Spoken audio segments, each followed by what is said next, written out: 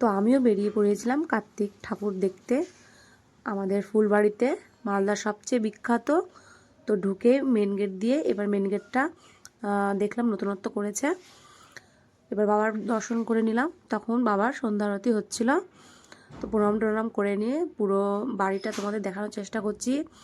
এটা জমিদার বাড়ি বলতে গেলে বলে, ছোটো থেকে আমরা শুনে আসছি। আর এর অনেক গল্প, অনেক কাহিনী রয়েছে, আমি ছোটোবেলায় শুনেছি মার মুখ থেকে। আর এবারকার কারুকার্যগুলো খুব সুন্দর করেছে দেখলাম। আর যখনই যাই না প্রত্যেকটা জিনিস বাড়ি ঘুরে ঘুরে আমরা দেখি। ইনারা হচ্ছে এই বাড়ির স্বর্গীয় সদস্য। প্রত্যেকটা মানে সদস্যদের সেখানে ছবি দেখবে টাঙানো থাকে। আর হচ্ছে অনেকগুলো মূর্তিও থাকে। এবার দেখো সুন্দর সুন্দর জিনিস উঠেছে। মেলার ভেতর ঢুকে প্রবেশ করে দেখলাম ভ্যাটের খই, আরও অনেক রকমের লোহার জিনিস, গোপালের জিনিস। তারপরে তোমার হচ্ছে এরকম একটা কালীর মূর্তি দেখলাম, তোমরা কে কে দেখেছো অবশ্যই বলো।